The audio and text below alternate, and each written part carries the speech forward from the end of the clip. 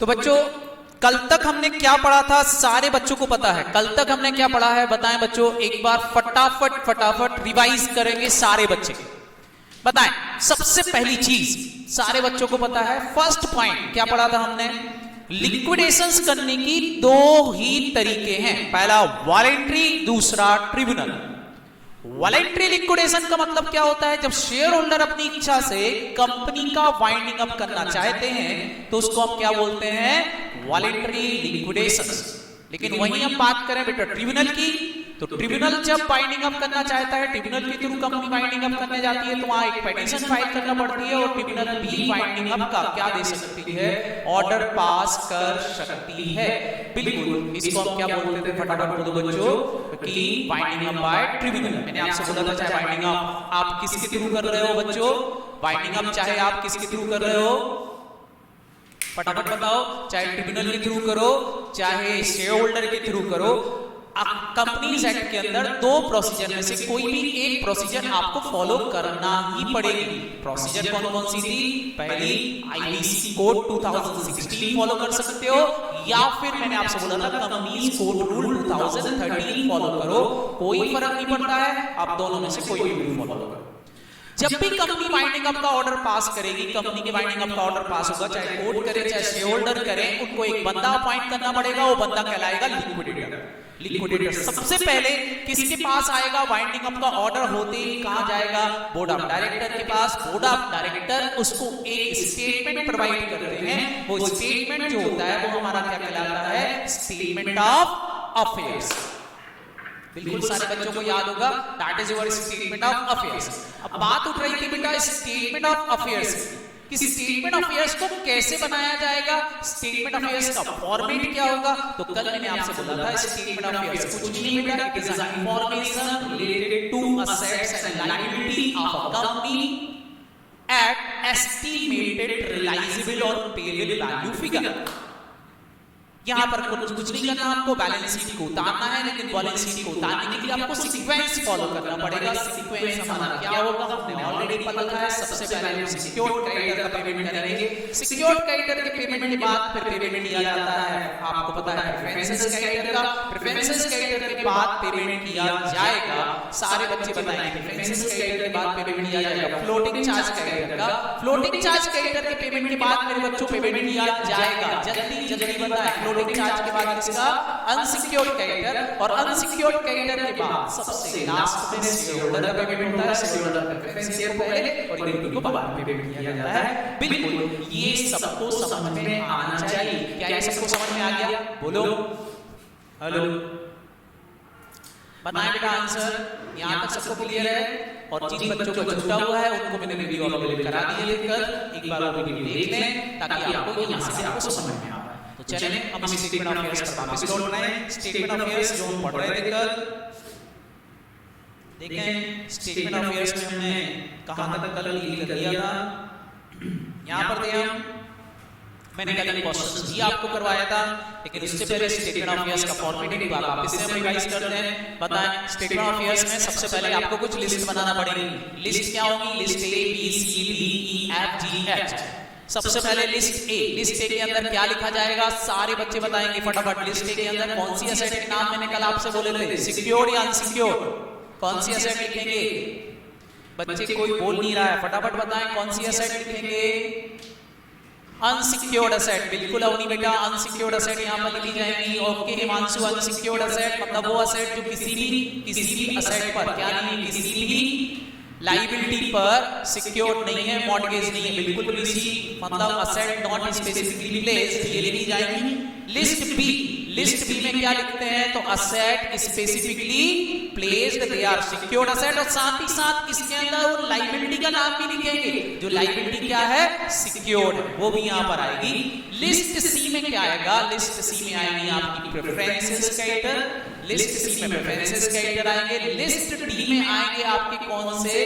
Debenture holder secured by floating charges. List E आपकी होगी unsecured creditor की और लिस्ट एफ आपकी होगी प्रेफरेंस शेयर होल्डर की, list G is equity share holder और सबसे लास्ट में लिस्ट एच आपकी रिजर्व सरप्लस जो आपकी डेफिशिएंसी या सरप्लस को रिप्रेजेंट करेगी कंपनी के अंदर एस्टिमेटेड सरप्लस की डेफिशिएंसी क्या है और फिर लिक्विडेटर उसको कितने अच्छे से लिक्विडेट करके उस डेफिशिएंसी को कम करता है। बस ये बात बेटा यहाँ पर बनाई जाती है, ये सारी बातें सबको समझ में आना चाहिए। इतना सबको क्लियर हो गया था? बोलो। हमने कल क्वेश्चन भी किया था, सारे बच्चों को याद होगा, तो वो क्वेश्चंस वापस से निकाल रहा हूं एक बार।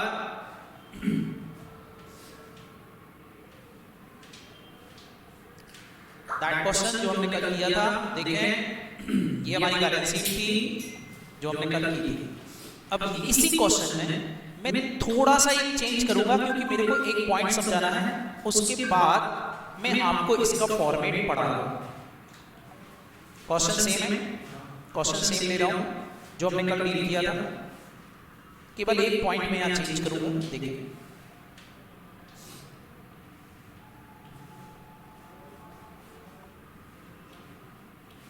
That is your balance sheet. देखिए बैलेंस शीट के अंदर सारे बच्चे बताएं, इक्विटी शेयर कैपिटल है, प्रेफरेंस शेयर कैपिटल है, बैंक लोन था, डिवेंचर्स थे, प्रेफरेंसेस क्रेडिटर थे, अनसिक्योर्ड क्रेडिटर्स थे। इनको मैं केवल क्रेडिटर वर्ड लिख देता हूं तो भी क्लियर रहेगा आपको, क्योंकि किसी पर भी वो सिक्योर्ड नहीं है। It is also unsecured creditor, creditors दिए हुए हैं 1,50,000 एक चेंज किया है। दूसरा बैंक लोन सिक्योर्ड था स्टॉक पर, और मैं आपसे बोल रहा हूं स्टॉक से रिलाइज हुआ है केवल 80,000 रुपए ही रिलाइज हुआ। ये मेरा क्वेश्चन है। अब बच्चों हमको इसको सॉल्व करना है, आपको बनाना है स्टेटमेंट ऑफ अफेयर्स। सारे बच्चे जरा मेरा स्टेटमेंट ऑफ अफेयर्स प्रिपेयर करवाएंगे। मैं यहां पर स्टेटमेंट ऑफ अफेयर्स बना रहा हूं, स्टेटमेंट ऑफ अफेयर्स बना रहा हूं। सबसे पहले हम असेट की बात करेंगे। असेट को दो लिस्ट में ही लिखा जाता है, सारे बच्चों को पता है असेट को दो लिस्ट में लिखते हैं। कुछ नहीं करना, बैलेंस शीट उतारना है, और हम सबको पता है वर्टिकल फॉर्मेट में इसको उतारना है। तो वर्टिकल फॉर्मेट में हम इसको लिखने वाले हैं। बताएंगे यहां पर क्या क्या सारी चीजें सबसे पहले लिखी जाएगी, बताएं। सबसे पहले fix asset. Fix asset is a secured और अनसिक्योर्ड। मेरे क्वेश्चन में सिक्योर्ड असेट केवल एक ही है, कौन सा? स्टॉक। स्टॉक कौन सी लिस्ट में जाएगा? सारे बच्चे बताएं स्टॉक कौन सी लिस्ट में जाएगा? लिस्ट बी या लिस्ट बी? बोलो। List B, list B, list B. Very good बेटा, प्रेरणा, नमन, ऋषभ, बिल्कुल, हिमांशु, सभी लोग बोल रहे हैं लिस्ट बी में जाएगा। बिल्कुल बेटा, स्टॉक हमारा जाएगा लिस्ट बी में, लेकिन बाकी सारी असेट कहां आएंगी? List A. तो लिख देते हैं सबसे पहले फिक्स असेट, लिस्ट ए लिख रहा हूं मैं यहां पर। सबसे पहले लिस्ट ए की असेट लिख देता हूं, फिक्स असेट। बताएं बच्चों फिक्स असेट कितने रुपए की लिख दूं? कौन सी वैल्यू लिखूंगा फिक्स असेट की? बुक वैल्यू या realisable value? Realisable value ₹7 lakh. Very good बेटा, reserve 7 lakh, fix asset 7 lakh. उसके बाद दे रखे बेटा डेटर। डेटर की रियलाइजेबल वैल्यू गिवन नहीं है, क्या मान लें बेटा? डेटर की रियलाइजेबल वैल्यू गिवन नहीं है, क्या मान लें? अवनी, आयुष, बताएं बेटा क्या मान लें? Book value. वेरी गुड बेटा, बुक वैल्यू मान लेते हैं। Book value is ₹1 lakh, debtor 1 lakh लिख दी वैल्यू। डेटर 1 लाख लिख दिया। उसके बाद है मेरे पास cash and bank balance. Cash and bank balance लिख देता हूं, cash and bank balance. Cash and bank balance मेरा कितना दे रखा? 50,000 ये भी लिख दिया है। अब बच्चों सारे बच्चे बताएं लिस्ट ए का टोटल मेरा आ चुका है। लिस्ट ए का टोटल कितना हो गया? 8,50,000। ओके, 8,50,000 लिस्ट ए से मिल गया, जो असेट किसी पर भी सिक्योर्ड नहीं है, जो पेमेंट में काम आएंगी सिक्योर्ड क्रेडिटर के अलावा। क्लियर है कि नहीं? उसके बाद बच्चों हम यहां बनाते हैं लिस्ट बी, जो मेरे को आपको समझाना है। लिस्ट बी में हम लिखते हैं सिक्योर्ड असेट, वो हमारी थी स्टॉक, और स्टॉक से कितना रियलाइज हुआ है? 80,000। तो मैंने 80,000 यहां लिख दिया है। सारे बच्चे बताएं अब इससे हम चुकाएंगे स्टॉक से। स्टॉक किस पे सिक्योर्ड है? बैंक लोन पर, तो इससे हम बैंक लोन चुकाएंगे। तो देखें जरा क्वेश्चन में बैंक लोन कितना है, जल्दी जल्दी मेरे बच्चे बताएं। बैंक लोन है 1 लाख रुपए। देखें क्वेश्चन में बैंक लोन इज ₹1 लाख। बताओ बच्चों, क्या सारे सिक्योर्ड क्रेडिटर का पेमेंट हो पाया? जल्दी से बताएं, क्या सारे सिक्योर्ड क्रेडिटर का पेमेंट हो पाया? नो। तो बताओ बच्चों, बाहर कितना लिखूं? अब बाहर बताएं, क्या स्टॉक की कोई वैल्यू मिल पा रही है क्या बाकी लोगों को पेमेंट के लिए? नहीं। बताओ, ये 20,000 जो नहीं मिल पाया है, निगेटिव आ गया है। बताओ ये 20,000 निगेटिव बैलेंस क्या होगा? जल्दी बताएं। हाँ, बच्चों ने आंसर देना चालू कर दिए। नमन जैन बोल रहा है अनसिक्योर्ड, अवनी अनसिक्योर्ड, प्रेरणा अनसिक्योर्ड, वेरी गुड बेटा। प्रियांशु सिंह, सभी बच्चे बोल रहे हैं इट इज अनसिक्योर्ड क्रेडिटर। बिल्कुल बेटा, ये 20,000 आपके अनसिक्योर्ड क्रेडिटर मान ली जाएंगे और अनसिक्योर्ड क्रेडिटर ट्रांसफर कर दिए जाएंगे कहां पर? लिस्ट ई के अंदर। मतलब इस निगेटिव बैलेंस को लिस्ट ई में लिखा जाएगा, क्योंकि अनसिक्योर्ड क्रेडिटर लिस्ट ई था। हम हालांकि वो लिस्टें अपने आप याद हो जाएंगी, लेकिन ध्यान रखना लिस्ट ई में ट्रांसफर कर दिया जाएगा 20,000 निगेटिव बैलेंस को, लेकिन आउटर कॉलम में नहीं लिखा जाएगा। बस ये मेरे को समझाना था। जो कल क्या था, फुल्ली सिक्योर्ड हो गया था, उसके बाद भी कुछ पैसा बच गया था। पैसा बच गया था तो हमने आउटर कॉलम में ट्रांसफर कर दिया था। बट यहां पर क्या हो रहा है, हमारा नेगेटिव बैलेंस आ गया है। नेगेटिव बैलेंस रिप्रेजेंट करेगा अनसिक्योर्ड क्रेडिटर को, क्योंकि अब ये 20,000 रुपए का पेमेंट बैंक को मिलेगा तो, लेकिन उसको मिलेगा एज अ अनसिक्योर्ड क्रेडिटर। उसको एक बार और लाइन में खड़ा होना पड़ेगा पीछे जाके। इतना सबको क्लियर हो गया? बोलो बेटा, इतना क्लियर हो गया? आशीष, नमन, प्रेरणा, ओके, वेरी गुड। चलें, इसके बाद सारे बच्चे मेरे को बताएं टोटल असेट यहाँ पर आपकी कितनी हो गई है? अगर असेट की वैल्यू निकालना तो 8,50,000। 8,50,000 के बाद अब हम पेमेंट करेंगे लिस्ट सी का। लिस्ट सी कौन सी है? इसकी है। सारे बच्चे जल्दी से बताएंगे लिस्ट सी इसकी है। प्रेफरेंसेस क्रेडिटर की, वेरी गुड। यहाँ पर हम प्रेफरेंसेस क्रेडिटर का पेमेंट लिख देंगे। प्रेफरेंसेस क्रेडिटर मेरे क्वेश्चन में कितने थे? प्रेफरेंसेस क्रेडिटर मेरे क्वेश्चन में थे 50,000 के। मैंने अलग से लिख दिए थे 50,000 के प्रेफरेंसेस क्रेडिटर। माइनस कर देते हैं। माइनस करने के बाद भी मेरे पास बैलेंस बच गया है। तो कितना बैलेंस बच गया सर आपके पास? मेरे पास बैलेंस बच गया है 8 लाख का। ठीक है सर, 8 लाख रुपए का बैलेंस बच गया है। 8 लाख का बैलेंस अभी भी बच गया है। अब किसका पेमेंट किया जाएगा? प्रेफरेंसेस क्रेडिटर के बाद लिस्ट डी। लिस्ट डी किसकी है? सारे बच्चों को पता है किसकी है। लिस्ट डी में क्या क्रेडिटर आते हैं? Floating charges creditor.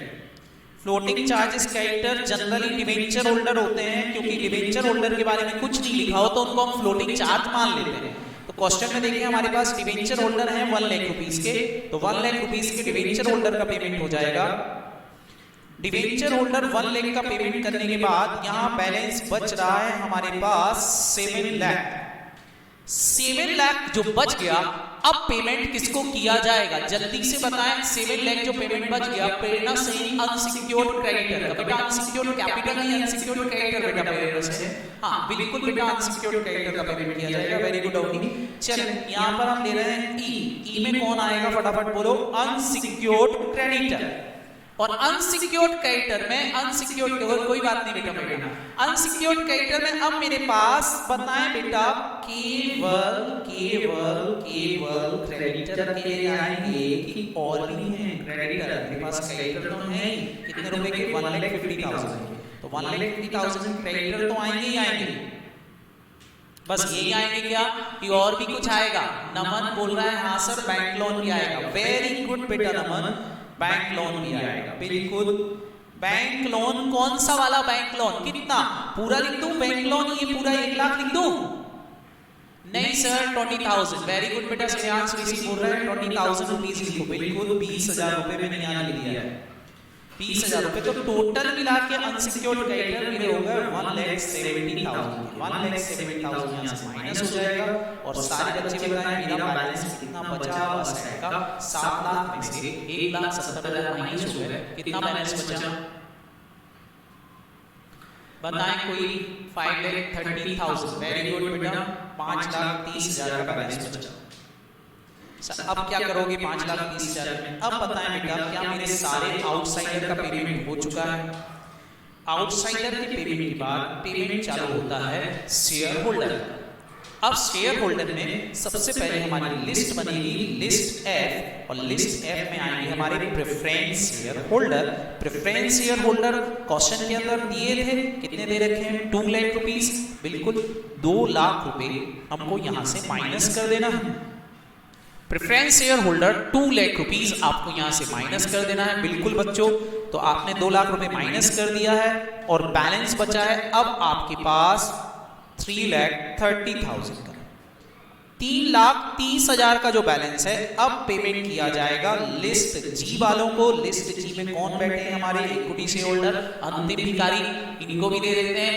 इनको चुकाना था एक्चुअल में 5 लाख, लेकिन मेरे पास केवल 3 टीसी है, तो बताओ बच्चों कितना कम पड़ जाएगा। 5 लाख रुपए इनको हम चुका रहे हैं, लेकिन हमारा कुछ बैलेंस कम पड़ रहा है, बताओ कितना कम पड़ गया है। ये बैलेंस कितना कम पड़ गया है, ये भी सारे बच्चे मेरे को बता दें कितना कम पड़ गया है। 1,70,000 से कम पड़ रहा है। बताएं बेटा 1,70,000 जो कम पड़ गया है, ये हमारा क्या है, लिस्ट एच, जो हमारी डेफिसिट को रिप्रेजेंट करेगा। या फिर मैं आपसे बोलूं बेटा ये मेरे रिजर्व एंड सरप्लस 1,70,000, बिल्कुल लिस्ट एच की हमारा काम खत्म हो गया है। सब कुछ हमने बना लिया है, 1,70,000 बैलेंसिंग फिगर आ रहा है, बिल्कुल। आप चाहो तो मैंने आपसे बोला था इसको हम टैली भी कर सकते हैं। इसमें 2 तरह के प्रॉफिट और लॉस कंसीडर किए जाते हैं। बताएं बच्चों, एक तो क्या बैलेंस शीट के अंदर जो गिवन है, बैलेंस शीट में कितने गिवन है आपको दिख रहे हैं। बैलेंस शीट में P&L का बैलेंस कितना गिवन था, 1,50,000 का, तो 1,50,000 का लॉस था, 1,50,000 का लॉस था। फिर यहां दूसरा आता है, फटाफट बोलो क्या, एस्टिमेटेड प्रॉफिट और लॉस। ये भी कंसीडर करके देख लो तो काम खत्म हो जाएगा, बिल्कुल। सारे बच्चे बताएं सबसे पहले यहां पर 6 लाख की असेट 7 लाख में बिकी है, फिक्स असेट पे प्रॉफिट है। बताएं फिक्स असेट पे कितना प्रॉफिट था, 1 लाख रुपीस का। सर 1 लाख रुपीस का प्रॉफिट फिक्स असेट पे था। और स्टॉक की वैल्यू में चेंज हुआ है। स्टॉक मेरे पास था बुक के अंदर 2 लाख का, लेकिन 2 लाख से केवल 80,000 ही मिला है। कितने का प्रॉफिट हो गया, लॉस हो गया, सर लॉस हो गया 1,20,000 का। वेरी गुड बेटा, 1,20,000 का लॉस स्टॉक। आप देख लो, इन सबको नेट कर लो और नेट करके देखो कितना आ रहा है। तो आप देखें टोटल लॉस हो रहा है 2,70,000। 2,70,000 में से 1 लाख प्रॉफिट जाएगा, 1,70,000 रुपए का नुकसान आ रहा है, नेगेटिव बैलेंस आ रहा है, ये अपने आप आ जाएगा। क्या ये बात क्लियर हो गई, बोलो हेलो। वेरी गुड बेटा, दैट इज यूवर क्या, फटाफट बोलो, स्टेटमेंट ऑफ अफेयर्स। अब बताएं बच्चों, स्टेटमेंट ऑफ अफेयर्स में कोई problem, any doubt? No sir, it is very easy, बिल्कुल इट इज वेरी इजी, हम आराम से इसको सॉल्व कर सकते हैं। तो बच्चों अब मैं आपको यहां पर स्टेटमेंट ऑफ अफेयर्स की लिस्ट एक बार याद कराऊंगा, जरा देखेंगे ध्यान से, फटाफट। सबसे पहले हम बात करेंगे लिस्ट ए और बी। बताएं बच्चों लिस्ट ए और लिस्ट बी में क्या आएगा, जल्दी बताएं। सर लिस्ट ए में सर फ्लोटिंग चार्ज वाली एसेट भी रहती है, बिल्कुल बेटा, फ्लोटिंग चार्ज वाली सारी एसेट है। क्यों, क्योंकि वो एसेट तो बेटा उस एसेट में से कोई भी एसेट फ्लोटिंग चार्ज वाले को मिल सकती है। क्लियर, फ्लोटिंग चार्ज वाली सारी एसेट है, बिल्कुल नहीं। बताएं लिस्ट ए और लिस्ट बी में क्या आएगा, जल्दी से बताएं। लिस्ट ए और लिस्ट बी में, बिल्कुल बेटा, लिस्ट ए में सिक्योर्ड एसेट आएगी। सिक्योर्ड एसेट मतलब वो एसेट जो लिस्ट ए में सिक्योर्ड एसेट आएगी, लिस्ट बी में आएगी। लिस्ट बी में अनसिक्योर्ड आएगी, लिस्ट ए में अनसिक्योर्ड आएगी, लिस्ट बी में सिक्योर्ड आएगी, बिल्कुल बेटा, लिस्ट बी में सिक्योर्ड आएगी। तो लिस्ट बी देखें, लिस्ट बी क्या होगी बेटा, अगर आपने कोई लोन लिया बैंक से, फॉर एग्जांपल मान लो आपने बैंक से लोन लिया और लोन से लेकर के आपने अपनी कोई एसेट, मान लो इसने अपना मकान गिरवी रख रखा है, तो ये एसेट जो मॉर्गेज है, दैट एसेट कहां आएगी, लिस्ट बी में। That asset is placed asset, ये एसेट जो इसने प्लेस कर रखी है ये लिस्ट बी में आएगी। तो ये मकान जाएगा लिस्ट बी में जो प्लेस्ड है, और जो प्लेस्ड नहीं है वो सब कहां आएंगी, लिस्ट ए में आएंगी, बिल्कुल। साथ ही साथ लिस्ट बी के अंदर आपको सिक्योर्ड क्रेडिटर भी लिखना रहेंगे, ये बात ध्यान रखना है। लिस्ट ए और लिस्ट बी हमारी एसेट की रहेगी। उसके बाद हम बात करते हैं लिस्ट ए की, तो लिस्ट असेट ए में क्या आ गई हमारी, असेट नॉट स्पेसिफिकली प्लेस्ड, वो सारी असेट के नाम लिख देंगे जो यहाँ पर प्लेस नहीं है, वो कोई भी हो सकती है, कैश एंड बैंक हो सकते हैं, इक्विपमेंट हो सकते हैं, मशीनरी हो सकती है, फिजिकल प्लांट हो सकते हैं, प्रॉपर्टी हो सकती है, इन्वेंटरी हो सकती है, कुछ भी हो सकता है। इन सारी असेट को लिखेंगे, लेकिन कौन सी वैल्यू लिखोगे, बुक वैल्यू लिखोगे या रियलाइजेबल वैल्यू लिखोगे? इट इज रियलाइजेबल वैल्यू लिखना है लिस्ट ए के अंदर। लिस्ट बी में हमारी कौन सी असेट आएंगी, जो असेट स्पेसिफिकली प्लेस्ड है। क्यों? क्योंकि वो असेट बेटा कौन उठा के ले जाएगा, वो ले जाएगा सिक्योर्ड क्रेडिटर, और सिक्योर्ड क्रेडिटर भेजकर सबसे पहले उससे अपना लोन चुकाएगा, उसके बाद कुछ पैसा बच गया तो वो देगा, और अगर पूरा पेमेंट नहीं हो पाता है तो जितना पेमेंट नहीं हो पाएगा उसको अनसिक्योर्ड क्रेडिटर मान लिया जाएगा। ये भी सारे बच्चों को पता है। इसके बाद लिस्ट सी में कौन से क्रेडिटर आते हैं बेटा, लिस्ट सी में प्रेफरेंसेस पेमेंट लिखते हैं। सारे बच्चे प्रेफरेंसेस पेमेंट को एक बार दोहराएंगे। सबसे पहले आते हैं हमारे बेटा government taxes and duties preceding 12 month from the date of winding up. दूसरी चीज आती है बेटा हमारी सैलरी और वेजेस, वो कितनी रहेगी, 4 मंथ सैलरी जो विद इन 12 मंथ की है वो, और 20,000 विच एवर इज लोअर। तीसरा था हॉलीडे रिम्यूनरेशन। चौथा था बेटा आपका कंपनसेशन। पांचवा था पीएफ ग्रेजुटी बोनस वगैरह से रिलेटेड पॉइंट, और छठवां आपका था इन्वेस्टिगेशन एक्सपेंसेस, और एक और ईएसआई एक्सपेंसेस जो प्रीसीडिंग 12 मंथ के हैं। ये कुल मिला के इतने प्रेफरेंसेस पेमेंट माने जाएंगे, इनको हम लिस्ट सी में लिखेंगे। बिल्कुल। इसके बाद लिस्ट डी में आएंगे बेटा floating charge creditor. Floating charge creditor में बच्चों ध्यान रखना, फ्लोटिंग चार्ज क्रेडिटर की असेट लिस्ट ए में नहीं आती है, वो अनसिक्योर्ड ही मानी जाती है, लेकिन उनको हम लिखते हैं कहां पर, लिस्ट ए के अंदर। फ्लोटिंग चार्ज क्रेडिटर को अब पेमेंट पहले मिलेगा प्रेफरेंसेस क्रेडिटर के बाद। फ्लोटिंग चार्ज क्रेडिटर में डिवेंचर होल्डर के बारे में अगर कुछ नहीं लिखा है तो हम उनको फ्लोटिंग चार्ज मान लेंगे, और इसके अलावा किसी और कोई लोन के बारे में लिखा है कि it is secured by all asset, तो उसको भी क्या मान लिया जाएगा, फ्लोटिंग चार्ज मान लिया जाएगा। इन दोनों लोन को फ्लोटिंग चार्ज क्रेडिटर में लिख देंगे लिस्ट सी में। मैंने बोला इन जनरल क्वेश्चन के अंदर आपको डिवेंचर होल्डर होंगे। अब एक और इंपॉर्टेंट पॉइंट यहां पर जो आप लोग नोट डाउन करें। इंपॉर्टेंट पॉइंट क्या, अगर डिवेंचर होल्डर का इंटरेस्ट आउटस्टैंडिंग, ऐसा हो सकता है कि नहीं, बोलो।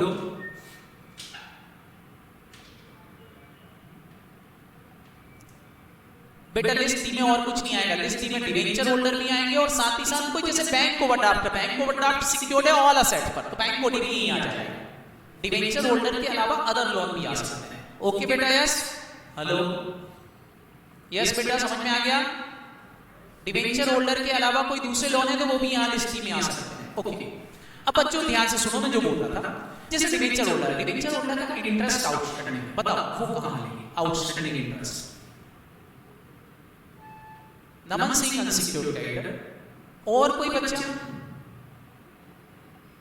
अनसिक्योर्ड, प्रेरणा सिंह अनसिक्योर्ड, हिमांशु सिंह अनसिक्योर्ड, बिल्कुल सारे बच्चे अनसिक्योर्ड बोल रहे हैं, लेकिन बेटा अनसिक्योर्ड भी नहीं है।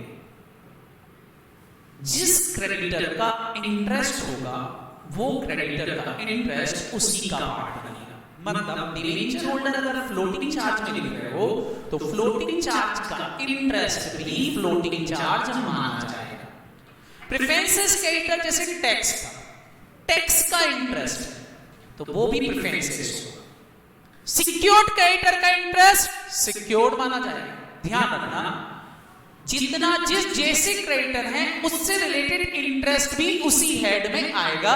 ये बात आप नोट डाउन कर लो। अब बताओ, डिवेंचर होल्डर को दो चीजें देना, एक तो उनकी कैपिटल और दूसरा क्या, फटाफट बोलो, उनका इंटरेस्ट। अगर आउटस्टैंडिंग हुआ तो वो इंटरेस्ट भी कहां पर आएगा, डिवेंचर होल्डर के साथ ही आएगा, लिस्ट डी में ही आएगा। क्लियर बच्चों, हेलो, सारे बच्चे बताएं। जैसे एग्जाम में लिखा आता है इंटरेस्ट ऑन इनकम टैक्स, कहां लिखोगे, interest on income tax is unsecured, ये प्रेफरेंसेस क्रेडिटर, प्रेफरेंसेस बिल्कुल बेटा लिखा है। इंटरेस्ट ऑन बैंक लोन, और बैंक लोन सिक्योर्ड था तो उसका इंटरेस्ट भी कहां क्या हो जाएगा बेटा, सिक्योर्ड हो जाएगा, लिस्ट के लिए चला जाएगा। बिल्कुल समझ में आ गई बात, बोलो। तो ये थे हमारे डिवेंचर होल्डर।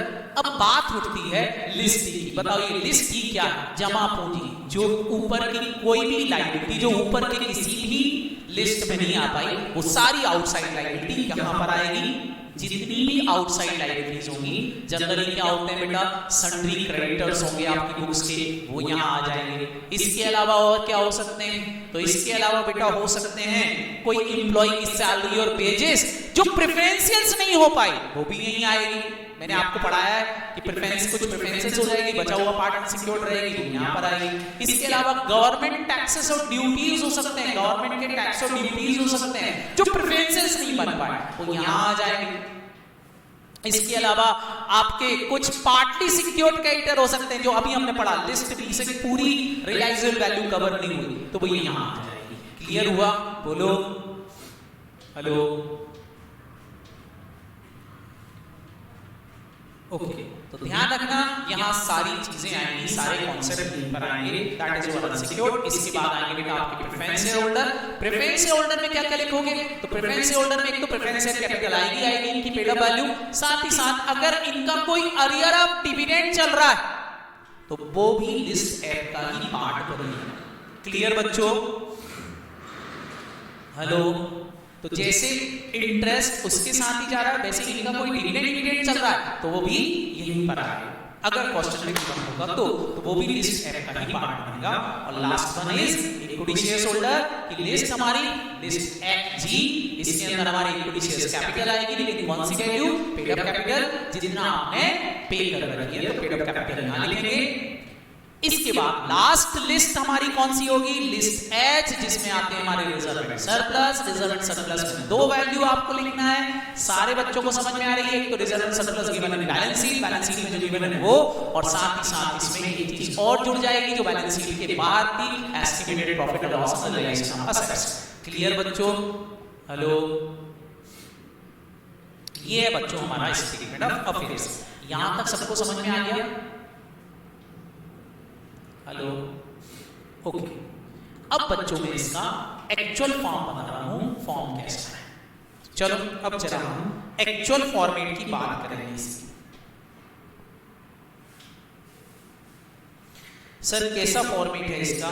बिल्कुल बच्चों, इसका मैं एक्चुअल फॉर्मेट अब निकाल रहा हूं। देखिए फॉर्मेट ऐसे ही, बस हमको थोड़ा सा डिफरेंट टाइप में जैसा फॉर्म है वैसा फॉर्मेट हमको याद करना हो। चिंता मत करें सारे बच्चे, एक दो क्वेश्चन हम करेंगे तो फॉर्मेट अपने आप ही आपको याद हो जाएगा, इतना चिंता करने की जरूरत नहीं है। फॉर्मेट थोड़ा सा बड़ा है, देख के घबराना मत, बस हमको याद करना है, याद इजीली हो जाएगा। देखें, और फॉर्मेट में कैसा क्या लिखना है वो भी मैं आपको समझाऊंगा।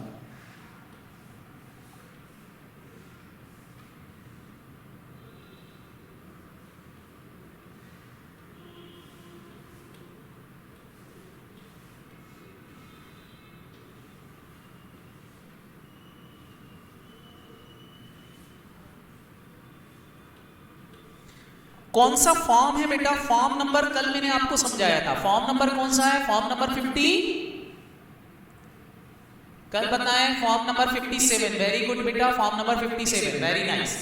फॉर्म नंबर 57 में फॉर्मेट जैसा है बेटा वैसा ही रहेगा, आप इसमें चेंज नहीं कर सकते हो।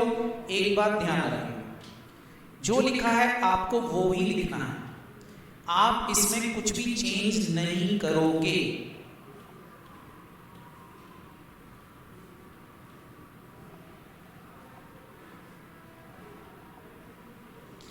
मैं ये क्वेश्चन सॉल्व करूंगा, आपको आराम से बनने लगेगा कैसे इसको सॉल्व किया जाता है और क्या है। देखिए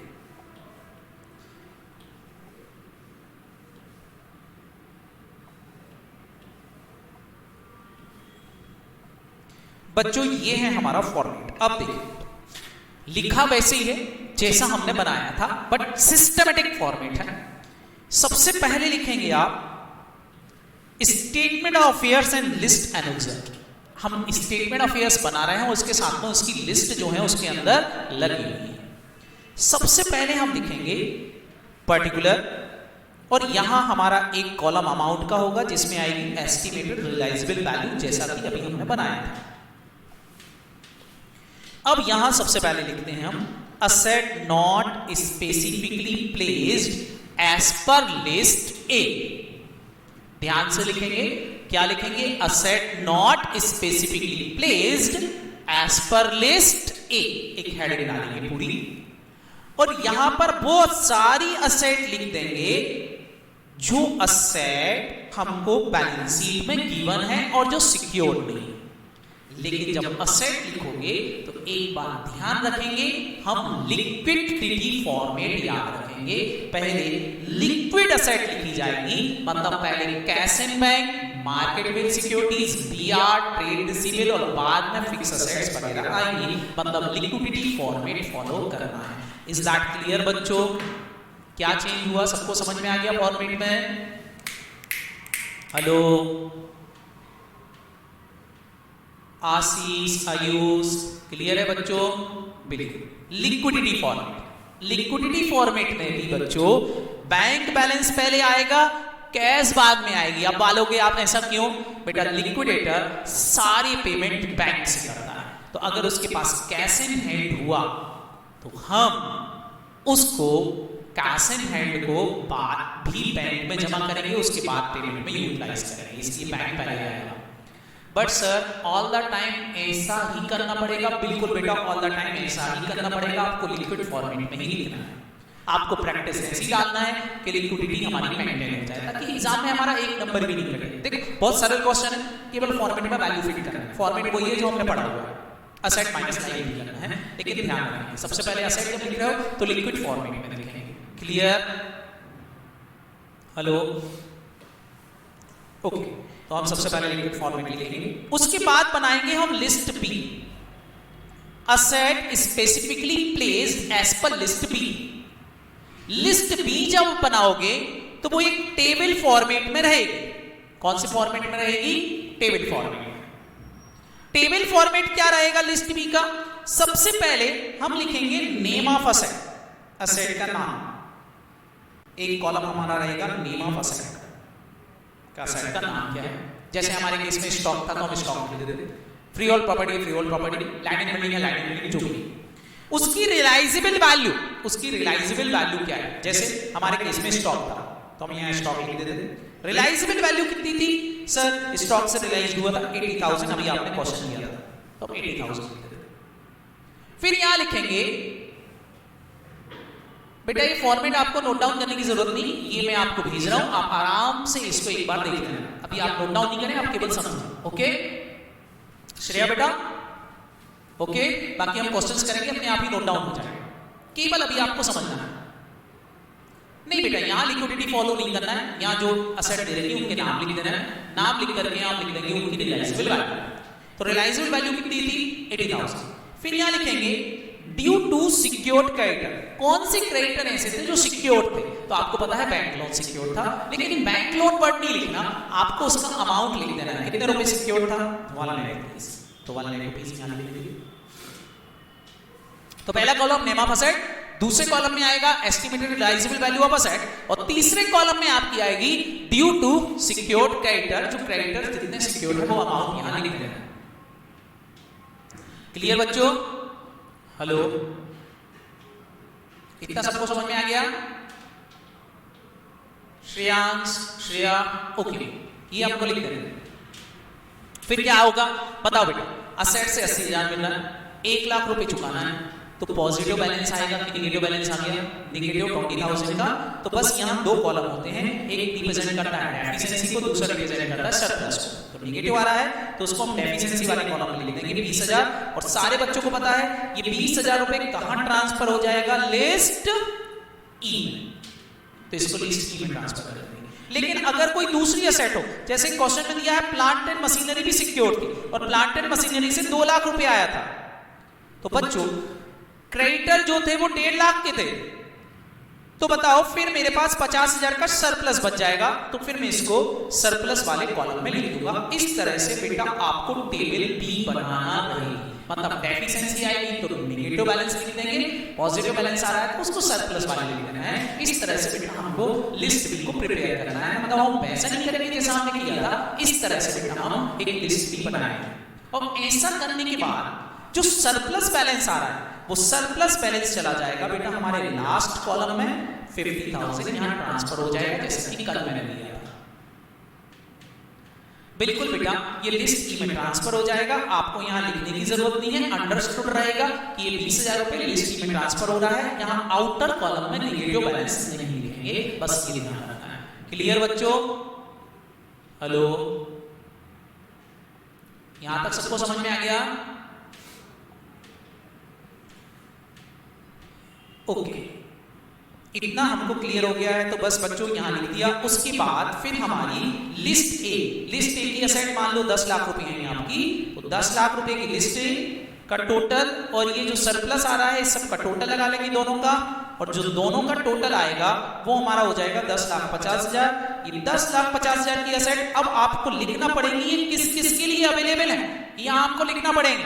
बताओ ये टोटल असेट किस किस के अवेलेबल है, फटाफट सारे बच्चे बताएं। अब मेरे को पेमेंट करना है प्रेफरेंसेस क्रेडिटर का, क्योंकि सिक्योर्ड क्रेडिटर का पेमेंट हो चुका है, प्रेफरेंसेस क्रेडिटर, डिबेंचर होल्डर और अनसिक्योर्ड क्रेडिटर का। तो बस बेटा यहां हम लिख देंगे estimated total asset available for preferences creditor, debenture holder secured by floating charges और अनसिक्योर्ड क्रेडिटर कैरी फॉरवर्ड। यहां हम टोटल लगा देंगे 10,50,000। काम खत्म। क्या सारे बच्चे बताओ ऐसा आप कर पाओगे? बोलो। लिस्ट बी को सर एक बार फिर से रिपीट कर दीजिए। बिल्कुल बेटा, मैं लिस्ट बी को फिर से रिपीट कर देता हूं, ध्यान से देखेंगे। जैसे ये क्वेश्चन है, सबसे पहले हम लिखेंगे name of asset, name of asset के अंदर हम लिखेंगे स्टॉक, उसकी रिलाइजेबल वैल्यू, और जो क्रेडिटर उस पर ड्यू अमाउंट था वो अमाउंट। पॉजिटिव नेगेटिव बैलेंस आता है तो सरप्लस और डेफिशिएंसी में ट्रांसफर कर देना है। अगर डेफिशिएंसी आ रही है तो वो लिस्ट ई का पार्ट हो जाएगी, और सरप्लस आ रहा है तो वो आउटर कॉलम में ट्रांसफर हो जाएगा। इज दैट क्लियर बच्चों? ओके, तो चलो बच्चों, जितना हमने अभी पढ़ा है उसको हमारे क्वेश्चन में हम फिट कर रहे हैं।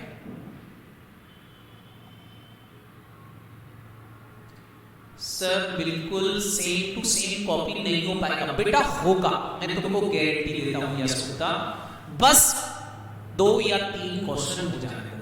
आपको ये पूरा फॉर्मेट नहीं रट जाए तो बात करो, पूरा फॉर्मेट रट जाए, चिंता करने की जरूरत नहीं। कैसे बनाना है देखो, मैं अभी आपको बना रहा हूं। हमारा वाला जो क्वेश्चन था इसी क्वेश्चन को मैं वापस से बना रहा हूं। जो हमारा क्वेश्चन था, ये जो हमने अभी क्वेश्चन किया है बैलेंस शीट का, तो अभी तक जितना हमने पढ़ा है उसको हम हमारे इस फॉर्मेट में लिखते हैं। जितना हमने फॉर्मेट पढ़ा है, सेम क्वेश्चन जो हमने अभी किया है इसको हम फॉर्मेट में करके लिखते हैं। देखें जरा, सारे बच्चे जल्दी से बताएंगे। सबसे पहले तो मैं एक हेडिंग डालूंगा। क्या हेडिंग डालूंगा? सर सबसे पहले तो आप एक हेडिंग डाल दो, स्टेटमेंट ऑफ अफेयर्स। ठीक है, यहां लिख दूंगा स्टेटमेंट ऑफ अफेयर्स। सबसे पहले यहां एक हेडिंग डालेंगे स्टेटमेंट ऑफ अफेयर्स, लिख दिया। फिर क्या करेंगे, हम लिख देंगे ये स्टेटमेंट ऑफ अफेयर्स किसके लिए बना रहे हैं, उस कंपनी का नाम। अगर हमको क्वेश्चन में दिया हो, चलो मेरे क्वेश्चन में किसी कंपनी का नाम नहीं है, यदि दिया होता तो मैं यहां लिख देता एज एट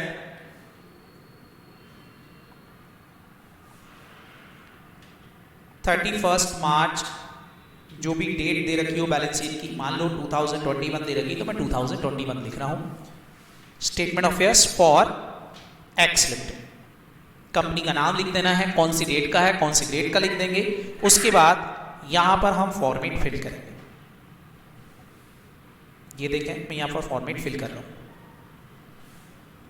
फॉर्मेट के अंदर सारे बच्चे यहां ध्यान से देखेंगे। एक कॉलम हमारा होगा एस्टिमेटेड रियलाइजेबल वैल्यू का, एक कॉलम होगा पर्टिकुलर का। पर्टिकुलर लिखिए। अब सबसे पहले हम लिखते हैं लिस्ट ए। लिस्ट ए का नाम सभी बच्चों को याद हो जाना चाहिए। लिस्ट ए का नाम क्या है? Asset not specifically placed. Asset not specifically placed, हम यहां लिख देंगे list A asset not specifically placed. Heading डाल दी, asset not specifically placed as per list A. फिर सर यहां अब हम लिक्विडिटी फॉर्मेट फॉलो करेंगे। बताएं कौन सी असेट ऐसी थी हमारे इस क्वेश्चन में जो स्पेसिफिकली प्लेस्ड थी? वो थी स्टॉक। तो स्टॉक को छोड़ दें, बाकी असेट की चर्चा करेंगे। कैश है, डेटर है, फिक्स असेट। बताओ इन तीनों में सबसे पहले मैं किसका नाम लिखूंगा? सारे बच्चे बताएं सर कैश एंड बैंक का। वेरी गुड बेटा, तो सबसे पहले मैं यहां लिखूंगा कैश बैलेंस। कितना था? 50,000, इस तरह से। फिर क्या लिखूंगा? डेटर। कितना था? 1 लाख। और सबसे लास्ट में क्या लिखूंगा? Fix asset. कितनी थी? 7 लाख। सेम जैसा हमने वहां लिखा था बस वैसे ही लिखा है, केवल बेटा हमने अमाउंट, इसके अलावा और कोई असेट है नहीं, टोटल लगा दी।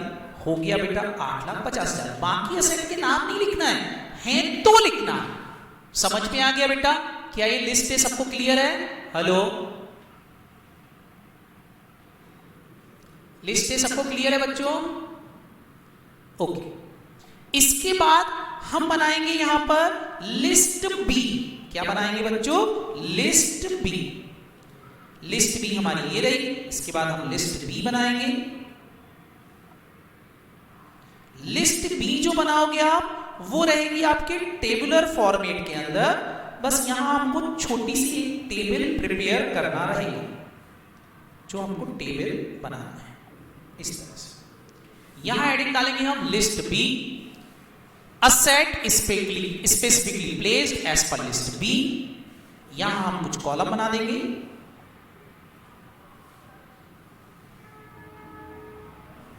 इस तरह से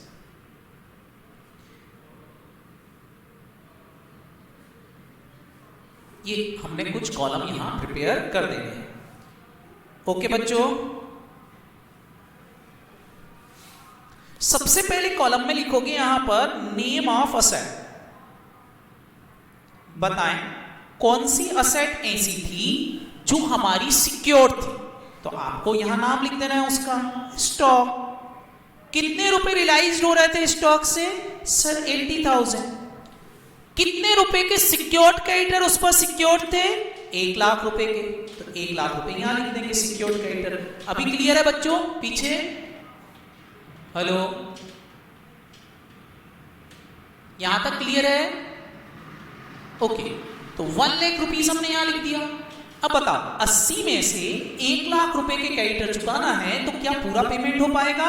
नहीं सर, कोई सरप्लस नहीं बच रहा है, तो यहां डैश लगा देंगे। डेफिशिएंसी आ रही है उल्टा, कितने रुपए की? 20,000 रुपए की। नेगेटिव बैलेंस आ रहा है क्योंकि it is my liability, liability ज्यादा है। 20,000 का नेगेटिव बैलेंस आ गया, दैट इज डेफिशिएंसी आ गई है। बस बच्चों यहां हम टोटल लिख देंगे इसका। टोटल तो यहां आ जाएगा 80,000, यहां आ जाएगा 1 लाख, और यहां आ जाएगा 20,000 नेगेटिव सरप्लस, कुछ भी नहीं, डैश। अगर 2 असेट होती तो एक आध असेट और लिख देते अगर क्वेश्चंस में होता तो। बिल्कुल बेटा, ये लिस्ट ई में ट्रांसफर हो जाएगा। इसको हमको यहां दिखाना नहीं है, लेकिन ये अपने आप चला जाएगा। आप चाहो तो इधर लिख सकते हो, ट्रांसफर टू लिस्ट ई, यहां आप रिप्रेजेंट कर सकते हो। क्लियर बच्चों? हेलो, सोजल बेटा समझ में आ गया? ओके, तो इस तरीके से हमको क्वेश्चन में लिखना पड़ेगा। ये हमारी लिस्ट बी बन गई। अब बताएं लिस्ट बी बहुत टफ है क्या? हेलो मयंक बेटा, और कौन कौन था जो अभी पूछ रहा था मेरे से लिस्ट बी का? अभी क्लियर है बेटा लिस्ट बी? ओके, ये बन गई हमारी लिस्ट बी। अब क्या करेंगे सर? बस यहां पर अगर कोई सरप्लस आ जाता तो उसको हम आउटर कॉलम में लिख देते, but surplus is not available. जैसे कल मैंने क्वेश्चन किया था, स्टॉक की वैल्यू ज्यादा थी, सरप्लस आया था, मैंने आउटर कॉलम में ट्रांसफर कर दिया था पेमेंट में। Clear sir? अगर और असेट है तो नेट फिगर लिखेंगे क्या? बिल्कुल बेटा, अगर दूसरी असेट और भी है, फॉर एग्जाम्पल मान लो प्लांट एंड मशीनरी होती तो प्लांट एंड मशीनरी भी यहां डाल देता। मान लो कितने की होती? 2 लाख रुपए की। 2 लाख रुपए रियलाइजेबल वैल्यू आ रही। लोन चुकाना होता मान लो 1.5 लाख रुपए का, तो 1.5 लाख का लोन लिख देता, तो यहां सरप्लस आ जाता 50,000। और ये जो सरप्लस आता 50,000 बस ये आउटर कॉलम में लिख देता अगर सरप्लस आता तो। बट मेरे क्वेश्चन में सरप्लस नहीं। समझ में आया बच्चों? हेलो, हाँ नमन, क्लियर है? नमन, ओके। बट मेरे इस क्वेश्चन में नहीं है, इसलिए मैंने एक ही असेट लिखी है। अभी मैं एक क्वेश्चन करूंगा जिसमें 2-3 असेट लूंगा तो आपको समझ में आ जाएगा, लेकिन अभी इतना ध्यान रखना।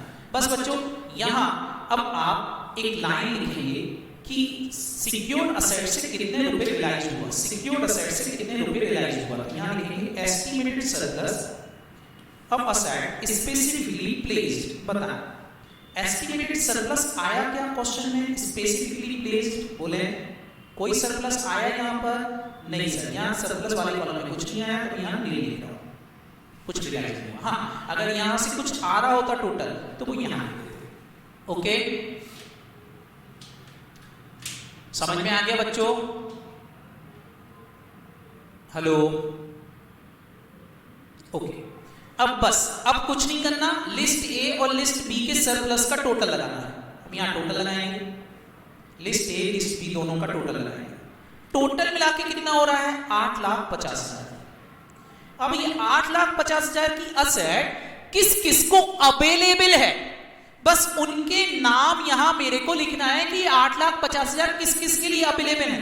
तो बताओ बेटा 8,50,000 से मेरे को केवल आउटसाइडर के नाम लिखना है, शेयर होल्डर को छोड़ के, क्योंकि शेयर होल्डर को पैसा मिले नहीं मिले कोई फर्क नहीं पड़ता, आउटसाइडर को देना है। तो किस किस के लिए अवेलेबल है, प्रेफरेंसेस के क्या लिखोगे, total estimated asset available for preferences character, debenture holder secured by floating charges and unsecured creditor.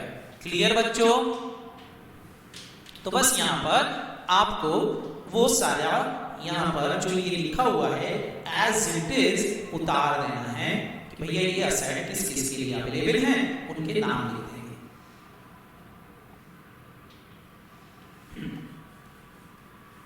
तो ये सारी असेट्स 8,50,000 अवेलेबल हैं किस किस के लिए, मैं यहां पर लिख दूंगा। मैं लिखूंगा estimated total asset available for preferences creditor, debenture holder secured by floating charges and unsecured creditor carry forward ₹8,50,000। काम खत्म। प्रेफरेंस शेयर कैपिटल नहीं लिखना, इक्विटी शेयर्स कैपिटल नहीं लिखना। क्यों? क्योंकि उनको देना जरूरी नहीं है। आपको क्या लिखना है, आउटसाइडर के नाम। सिक्योर्ड क्रेडिटर का पेमेंट हो गया है, बस लिखेंगे estimated total asset available for preferential creditor, debenture holder secured by floating charges और अनसिक्योर्ड क्रेडिटर कैरी फॉरवर्ड। काम खत्म। लिखते बनेगा बच्चों? Hello okay. फिर सर फिर कुछ नहीं करना बेटा, इसके बाद यहां पर एक और चीज बनेगी असेट को लेकर के, वो रहेगी आपकी समरी ऑफ असेट। क्या बनाना है इसके नीचे आपको, समरी ऑफ ग्रॉस असेट। यहां आपको बनाना है नीचे समरी ऑफ ग्रॉस असेट। ये केवल इनर कॉलम में बनी, इसमें कुछ नहीं। जब ये बनाओगे आप तो यहां आपको लिखना है सबसे पहले तो ये जो लिस्ट बी की असेट की एस्टिमेटेड रियलाइजेबल वैल्यू है वो, मतलब यहां लिखेंगे estimated realisable value of asset specifically placed, जो स्पेसिफिकली प्लेस्ड थी, मतलब कौन सा, फटाफट बोलो, लिस्ट बी वाली। तो बताएं लिस्ट बी की असेट से कितने रुपए रियलाइज्ड हुए थे, सारे बच्चे बताएं लिस्ट बी से कितने रुपए रियलाइज्ड हुए थे। एक्चुअल वैल्यू, नेट वैल्यू नहीं बताएं, रियलाइजेबल वैल्यू कितने रियलाइज्ड हुए थे, 80,000, 80,000। 1 लाख का लोन चुका के वो निगेटिव चला गया था, लेकिन 80,000 तो रियलाइज्ड हुए थे कि नहीं। तो बस ये 80,000 यहां लिख देंगे और फिर लिखेंगे अदर असेट्स। बाकी की असेट से कितना मिला था, तो अदर असेट मतलब लिस्ट ए, लिस्ट ए से कितना मिला था, तो लिस्ट ए से मिला था, ऊपर देख लें लिस्ट ए से मिला था 8,50,000, तो 8,50,000 यहां लिखते हैं। और बस बच्चों यहां इसका टोटल इनर कॉलम में लिख देना है। ऐसा क्यों, इसका लॉजिक मैं बाद में समझाऊंगा, बस अभी आपको टोटल लिख देना है। इसका यूज क्या होगा मैं समझाऊंगा बाद में। टोटल लगा देना है, तो ये कितना हो जाएगा बेटा, 9,30,000। काम खत्म। क्या ये बच्चों सबको क्लियर हो गया, बोलो हेलो। पेटना, अवनी, सोजल, आयुष, पार्थ, नमन। ये था बच्चों हमारी असेट की लिस्ट। आधा स्टेटमेंट ऑफ अफेयर्स हमारा बनके तैयार हो गया। अब बताओ इतना स्टेटमेंट ऑफ अफेयर्स याद हुआ कि नहीं? याद हो गया होगा। बताओ सबसे पहले क्या लिखेंगे? स्टेटमेंट ऑफ अफेयर्स, फिर asset not specifically placed, liquid form. List B बनाएंगे। लिस्ट बी में क्या लिखेंगे? Name of asset, estimated realised value, उनके सिक्योर्ड कैरेक्टर, डेफिशिएंसी, सरप्लस निकालेंगे। सरप्लस आ रहा है तो आउटर कॉलम में लिख देना है, डेफिशिएंसी आएगी तो लिस्ट ई में चली जाएगी। फिर ये टोटल लगा लेंगे लिस्ट ए और लिस्ट बी का, लिख देंगे estimated total asset available for preferences character, debenture holder, secured by floating charges and secured character. फिर समझिए आप असेट बना लेंगे ए और बी की रियलाइजेबल वैल्यू। क्लियर है बच्चों? हेलो हेलो, ठीक बच्चों मेरे को एक चीज बताओ, ये भी असेट का टोटल है और ये भी असेट का टोटल है, इसमें और इसमें क्या फर्क है? बताओ इसमें और इसमें क्या फर्क है? बोलो इसमें और इसमें क्या फर्क है? दोनों में क्या फर्क है? दोनों में ये फर्क है कि ये 8,50,000 जो है ना, ये बैलेंस है after payment of secured creditor. Secured creditor के पेमेंट के बाद। क्यों? क्योंकि यहां पर आपने 80,000 का बैलेंस लिखा ही नहीं, क्योंकि वो सिक्योर्ड क्रेडिटर के पेमेंट में काम आ गया। और ये जो दे रखा है टोटल पेमेंट है, मतलब ये टोटल असेट रियलाइज्ड है, मतलब इसमें से कोई भी लायबिलिटी का पेमेंट नहीं हुआ है। बस इतना फर्क है। क्लियर? हेलो, बस दोनों में इतना फर्क है, इसलिए बेटा दोनों यहां डिफरेंस आ रहे हैं, बाकी कुछ भी फर्क नहीं है। चलो तो ये हमने बना लिया है। इसके बाद अब लिखना चालू करेंगे हम लायबिलिटी। तो अब यहां आपको एक हेडिंग डालना है, लायबिलिटी बीचों बीच। और जब लायबिलिटी लिखेंगे तो लायबिलिटीज के केस में आपको एक अमाउंट का कॉलम लेफ्ट हैंड साइड में भी चालू कर देना है। मतलब अब अमाउंट दोनों साइड आएगा। कहां कहां आएगा दोनों साइड? सर सारे बच्चे बताएंगे दोनों साइड कहां कहां आएगा। फटाफट फटाफट देखेंगे अच्छे से। कहां कहां? लेफ्ट हैंड साइड में भी और राइट हैंड साइड में भी। Clear? Hello, left hand side में भी और राइट हैंड साइड में, दोनों जगह हम लिखेंगे। बच्चों मेरे को बताएंगे फटाफट फटाफट। यहां लिखेंगे ग्रॉस लायबिलिटी। यहां क्या लिखेंगे? Gross liability. और यहां नेट जो हमारा आएगा वो आएगा ही आएगा। तो अमाउंट के दो कॉलम चलेंगे लायबिलिटी में, एक ग्रॉस का और एक नेट का। ये दो कॉलम एक साथ हमको चलाना रहेंगे। अब कैसे? सबसे पहले हम लिखेंगे यहां पर सिक्योर्ड क्रेडिटर। सिक्योर्ड क्रेडिटर सारे बच्चे मेरे को बताएंगे सिक्योर्ड क्रेडिटर कहां पाए जाते हैं? सर लिस्ट बी में। बताएं इनका पेमेंट करना है कि हो चुका है? जल्दी जल्दी बताएंगे। सिक्योर्ड क्रेडिटर का पेमेंट करना है कि हो चुका है? बोलो। सर हो गया है। हो गया है तो बस बेटा यहां कुछ नहीं लिखना, डैश लगा देना है। बस लिखना जरूर है, बस डैश लगा देंगे। सारे बच्चे जल्दी से बताएंगे सिक्योर्ड क्रेडिटर का पेमेंट करना है, सिक्योर्ड क्रेडिटर का पेमेंट हो चुका है। ये बात सबको क्लियर हो गई है? बोलो। लेकिन कितना पेमेंट हो गया है सिक्योर्ड क्रेडिटर का? अगर मैं आपसे पूछना चाहूंगी बताओ कितना पेमेंट हो गया है सिक्योर्ड क्रेडिटर का, तो कोई मेरे को बताएगा कितना पेमेंट हो गया है? सर 20,000 बाकी है। तो 20,000 नहीं लिखना है, जो पेमेंट हो गया है बस वो लिखना है। कितना पेमेंट हो गया है बेटा? ये आपको दिखाई देगा यहां पर दोनों के बीच का डिफरेंस। बताओ कितना पेमेंट हो गया है? 1 लाख पेमेंट पूरा हो गया है कि 80,000 हुआ है? सारे बच्चे बताएं। सर 1 लाख के क्रेडिटर थे, सॉरी इन दोनों का डिफरेंस नहीं, इन दोनों का 1 लाख के क्रेडिटर थे, 20,000 रुपए लिस्ट ई में चले गए हैं। तो बताओ कितना पेमेंट हुआ है? जल्दी से बताएं। 1 लाख रुपए के क्रेडिटर थे, मैंने आपसे बोला इन दोनों के बीच का डिफरेंस। 1 लाख के क्रेडिटर थे, उसमें से 20,000 लिस्ट ई में अनसिक्योर्ड बन गए, तो सिक्योर्ड क्रेडिटर केवल कितने कहलाएंगे? 80,000। बिल्कुल बच्चा, तो बस ये 80,000 ग्रॉस वाले कॉलम में लिख देना है। जितना पेमेंट हो गया है उतना यहां लिख देंगे ग्रॉस वाले, लेकिन नेट वाले कॉलम में नहीं आएगा क्योंकि ऑलरेडी पेमेंट हो चुका है। क्लियर? हेलो, लिखते बनेगा। तो सबसे पहले सिक्योर्ड क्रेडिटर लिखेंगे। अब बताओ सिक्योर्ड क्रेडिटर के बाद अब कौन सी लिस्ट लिखते हैं, फटाफट बोलो। सिक्योर्ड क्रेडिटर के बाद अब हमारी एक लिस्ट आएगी नेक्स्ट, कौन सी, प्रेफरेंशियल क्रेडिटर की। तो अब हम लिखेंगे प्रेफरेंशियल क्रेडिटर। यहां पर हमारे फॉर्मेट में अब आएंगे प्रेफरेंशियल क्रेडिटर। कौन से प्रेफरेंशियल क्रेडिटर बच्चों, लिस्ट सी वाले। अब हम लिख देंगे यहां पर प्रेफरेंशियल क्रेडिटर लिस्ट सी के। सारे बच्चे मेरे को बताएंगे प्रेफरेंशियल क्रेडिटर हमारे क्वेश्चन में हमने निकाल के रखे थे। कितने प्रेफरेंशियल क्रेडिटर थे बच्चों, प्रेफरेंशियल क्रेडिटर थे 50,000 के। तो बस ये 50,000 यहां लिख देना है आपको, 50,000 रुपए,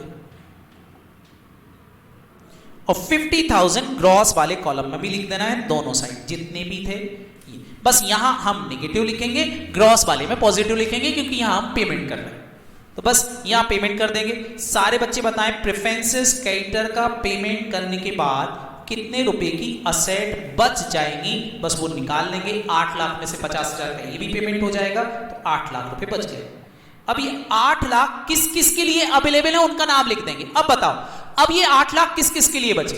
अभी तक प्रेफरेंशियल क्रेडिटर का पेमेंट नहीं हुआ था, तो ऊपर हमने लिखा था asset available for preferential creditor, debenture holder, floating charges और अनसिक्योर्ड क्रेडिटर। अब बताओ बेटा अब पेमेंट केवल किसको करना है, 50,000 का पेमेंट करने के बाद डिवेंचर होल्डर, फ्लोटिंग चार्ज का और अनसिक्योर्ड का। तो अब लिखेंगे यहां पर हम estimated balance of asset available for debenture holder secured by floating charges and unsecured creditor. कितने रुपए, 8 लाख। काम खत्म, क्लियर, हेलो, ये अमाउंट लिख दिया। अब बच्चों अब क्या लिखेंगे, अब यहां लिखेंगे हम लिस्ट डी। लिस्ट डी कौन होगी हमारी, लिस्ट डी होगी डिवेंचर होल्डर,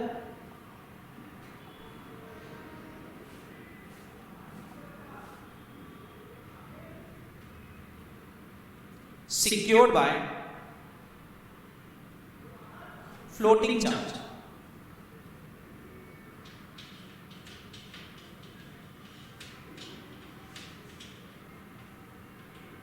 लिस्ट कौन सी, डी। हमारे क्वेश्चन में कितना था, हमारे क्वेश्चन में थे सर 1 लाख रुपए के डिवेंचर्स। देखें ऊपर 1 लाख के डिवेंचर्स थे शायद, ये बस यहां हम लिख देंगे 12% डिवेंचर्स, 1 लाख।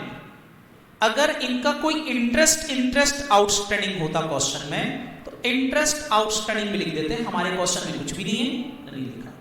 टोटल मिला के कितना आ जाता, 1 लाख। तो 1 लाख यहां लिखते हम नेगेटिव, यहां लिख देते पॉजिटिव। काम क्लियर बच्चों, हेलो।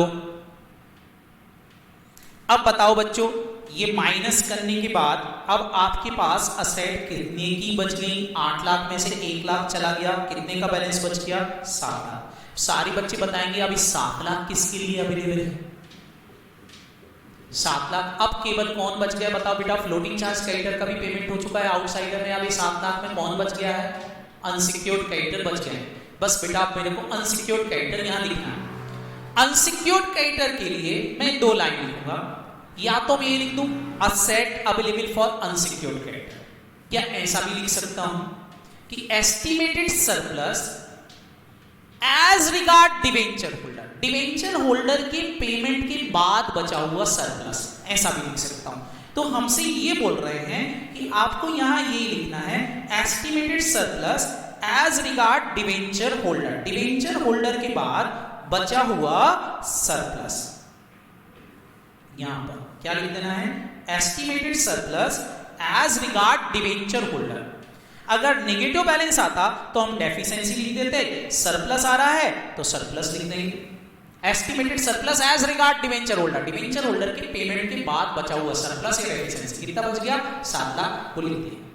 और अब बताओ, अब यहां मेरी आएगी कौन सी लिस्ट, सारे बच्चे जल्दी से बताएंगे। अब सर आप यहां बनाओगे लिस्ट ई, किसकी, अनसिक्योर्ड क्रेडिटर की। तो यहां लिखोगे unsecured creditor as per list E. और अब यहां आप बताओगे सबसे पहले तो कौन से क्रेडिटर जो आपने ऊपर छोड़ दिए थे, कितने के, 20,000 के, 20,000 रुपए यहां लिखेंगे सबसे पहले secured creditor.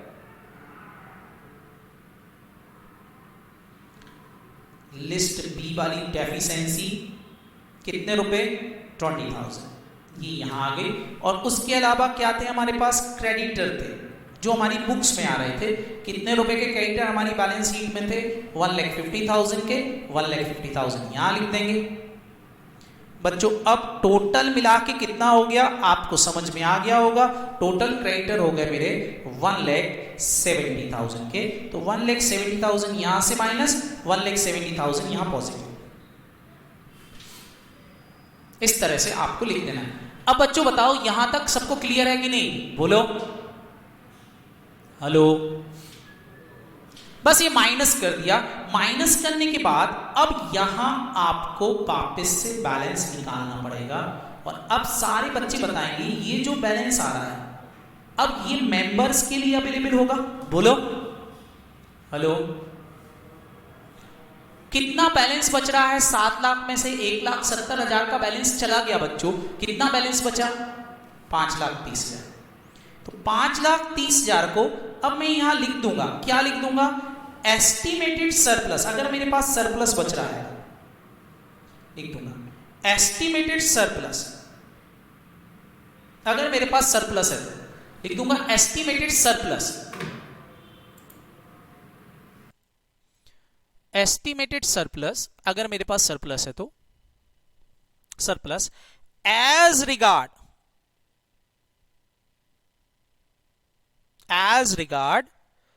Unsecured creditor. Unsecured creditor के पेमेंट के बाद बचा हुआ सरप्लस, ये लिख देना है। बोलो करते बनेगा, हेलो। यहां तक क्लियर है बच्चों, ओके। अब क्या करें, अब कुछ नहीं करना बच्चों। ये जो ग्रॉस लाइबिलिटी का टोटल आ रहा था, इन चारों लाइबिलिटी का, मैंने बोला था लाइबिलिटी 4 तरह की होती है, इन चारों लाइबिलिटी का यहां टोटल भी लगा लेना है। बताएं बच्चों कितने रुपए का ग्रॉस लाइबिलिटी का टोटल आ रहा है, यहां आपको उसका टोटल भी लगा लेना है। कितना टोटल आ रहा है फटाफट निकाल के बता दो। 80 + 50 + 1 लाख + 170, बताएं टोटल मिला के कितना हो गया, लगा लें टोटल सर। 4 लाख, 8 लाख + 50,000 बेटा + 1 लाख + 1,70,000। बच्चे बोल रहे 4 लाख, ओके तो मैं यहां लिख देता हूं 4 लाख। और यहां बेटा अब आप टोटल टैली करोगे, ग्रॉस असेट में से ग्रॉस लाइबिलिटी माइनस करके देखो, यही बचेगा। ग्रॉस असेट ये थी बेटा आपकी 9,30,000, तो यहां लिखो 9,30,000। 9,30,000 में से ये टोटल लाइबिलिटी कितने की है, 4 लाख की, इंक्लूडिंग सिक्योर्ड क्रेडिटर, माइनस करके देखो तो आपका ये बैलेंस यहां टैली करना चाहिए। ये इसलिए बेटा समरी ऑफ ग्रॉस असेट बनाई थी। अभी क्लियर हो गया समरी ऑफ ग्रॉस असेट क्यों बनाई थी, बोलो। ये समरी ऑफ ग्रॉस असेट में से आप ये क्रॉस लाइबिलिटी माइनस करोगे, ये टैली होगा 5,30,000 यहां आके। इज दैट क्लियर बच्चों, हेलो। बस अब लास्ट काम, सर लास्ट काम क्या करना है, लास्ट काम अब आपको यहां पर लिखना है आपकी issued and called off capital. काम खत्म हो जाएगा। यहां पर लास्ट काम जो आपको करना है,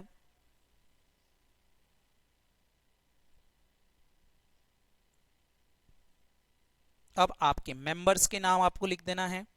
एक issued and called up capital. Issued and called up capital में क्या क्या, सबसे पहले प्रेफरेंस शेयर कैपिटल लिख देंगे, वो लिस्ट एफ में लिखेंगे। वो कितनी थी हमारे क्वेश्चन में, preference share capital balance sheet के अंदर आ रही 2 लाख, इक्विटी थी 5 लाख की, बस ये लिख देंगे यहां पर।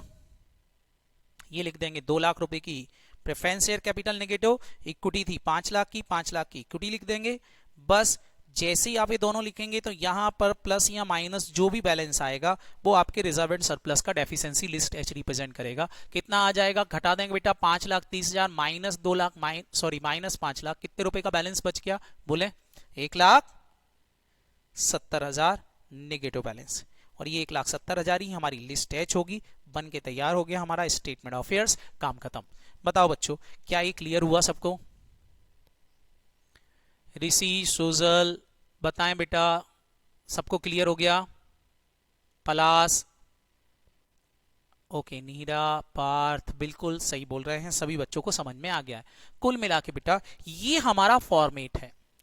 तो आप खुद सोचें बच्चों, ये फॉर्मेट छोटा सा है, कुछ नहीं, हमको केवल नाम याद रखना है। List A asset specifically placed, list B एक टेबुलर फॉर्मेट में बनेगी, लिस्ट सी हमारी वही है बेटा प्रेफरेंसेस क्रेडिटर, लिस्ट डी हमारे डिवेंचर होल्डर है, लिस्ट ई वही है अनसिक्योर्ड क्रेडिटर, और बाकी इक्विटी और प्रेफरेंस की लिस्ट है। हमको करना क्या है, हर बार जो हम माइनस करके बैलेंस बचाएंगे बस उसमें लिखना है एस्टिमेटेड बैलेंस अवेलेबल फॉर, किस किस के लिए अवेलेबल है, एस्टिमेटेड बैलेंस अवेलेबल फॉर, बस वो लिखना है। बाकी लिस्ट के नाम है, बाकी कुछ भी नहीं है बेटा इस फॉर्मेट के अंदर। ये है आपका फॉर्मेट और ये आता है बनाने में एग्जाम में बेटा 12 मार्क्स का। क्लियर हुआ बच्चों? बोलो हेलो। वेरी वेरी गुड, इस तरह से आपको बनाना है। मैं आपको ये फॉर्मेट आपका पीडीएफ भेज रहा हूं आपके ग्रुप पर, आराम से इसको एक बार देखना। कल से हम इसके क्वेश्चन सॉल्व करेंगे तो आपको और क्लियरिटी बन जाएगी। 2 या 3 क्वेश्चन के बाद ये फॉर्मेट आपको रट जाएगा, चिंता करने की जरूरत नहीं। ओके, कल छुट्टी है बिल्कुल, परसों मिलेंगे मंडे को, ठीक है? बाय बाय, बाय बच्चों।